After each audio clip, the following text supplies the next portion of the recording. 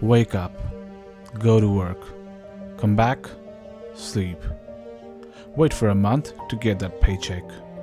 So limited, so insufficient. How long are we going to work hard following dreams to finish this rat race and be financially free? Rich Dad, Poor Dad by Robert Kiyosaki explains how the rich are getting richer with their Rich Dad formula and how the poor and the mediocre are not leveling up due to their Poor Dad mentality. Let's explore the 4 key lessons we extract from the book Rich Dad, Poor Dad.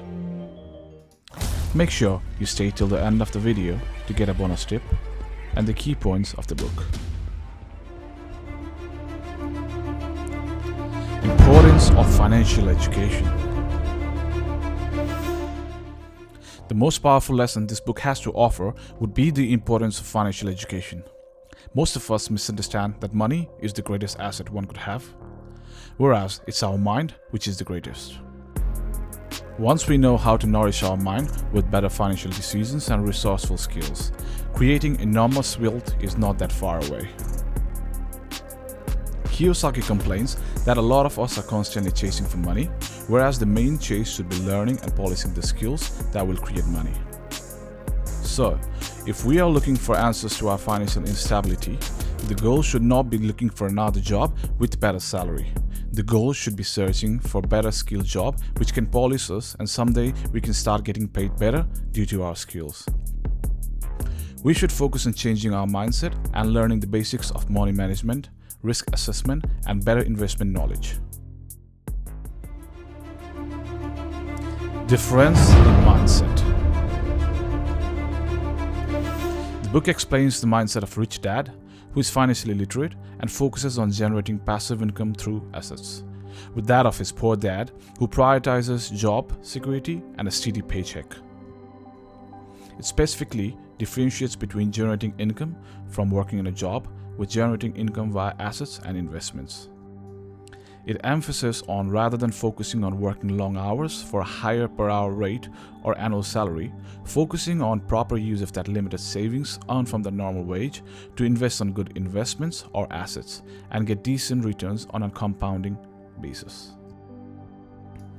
Alright, with this topic, let's make it clear for ourselves. The rich searches for better niches where they can invest their limited resources and savings to generate returns, whereas the mediocre search for better jobs where they can earn more than the current one. Definitely, life is a tough call. A lot of bills to pay, a lot of commitments to fulfill, and a lot of people to keep happy. But the faster we learn to understand and balance this difference in mindset, the faster we can move towards financial freedom. Assets versus liabilities. This has to be one of the most important focus of this book, making people understand the difference between assets and liabilities. As Kiyosaki explains, assets are the things that put money in our pocket, such as real estate, stocks, or businesses, while liabilities are the things that take money out of our pocket, such as loans, mortgages, and the credit card debt. He expresses the importance of acquiring income-generating assets to build wealth. A lot of us buy liabilities and think they are assets, but they are not. Many people want to buy validation first, like big cars, big houses to live in, but the rich buy assets first, and the income from their assets buy them those validations. For example, for a lot of people with Poor Dad mentality, having a secure job with decent salary, then buying a car with car loans and a 4-bedroom house to live in is a success story. But they miss out that they are held up for another 5 years for the car loan, which loses its value every year, and a 30-year mortgage where the interest and inflation would not really subsidize the appraisal value of the property they reside. But the people with Rich Dad mentality buy businesses or investments that would generate money in a compounding way where they can take less loans or mortgages, which means less interest, to buy these validations.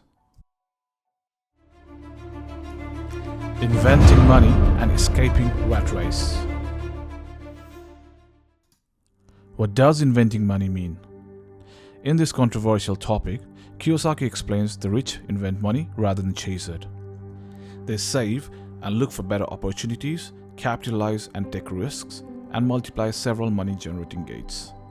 Some of the better opportunities could be investments that slowly pay dividends, or buying an investment property which can generate passive rental income, or maybe a business that can operate autonomously. For example, buying businesses like laundromats, coffee shops, storage units with calculated risks where they don't require active supervision. With slow compounding, the businesses can be multiplied while we're still working in a job, and when the right time comes, we can work for ourselves and end the rat race. Whereas, using that savings to buy a house in the first place, rather than business, might not have the risk of making a loss, but also won't have probability of bringing in any passive income as well. Bonus.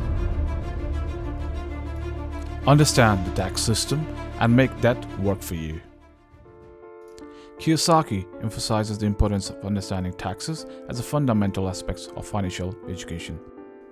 He introduces the concept of how the wealthy use the tax system to their advantage through various legal strategies, such as owning business or real estate, which offer tax deductions and incentives rather than relying solely on traditional employment income, which often incurs higher tax rates.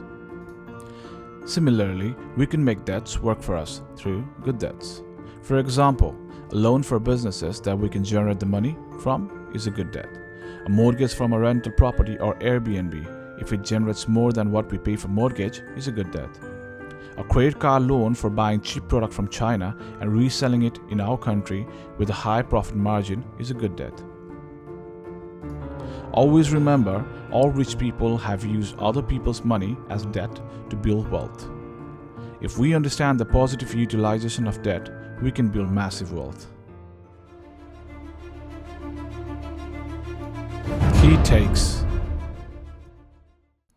The mind is the greatest asset one could have.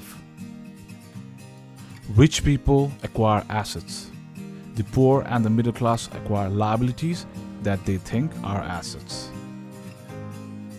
If you work for money, your mind will start thinking like an employee. If you work for yourself, your money will think for you. Workers work hard enough to not be fired, and owners pay just enough so the workers won't quit. And last but not the least, there is a difference between being poor and being broke. Broke is temporary, poor is eternal. Hope you liked this video and found it informative. As always, thank you for watching. See you in the next one.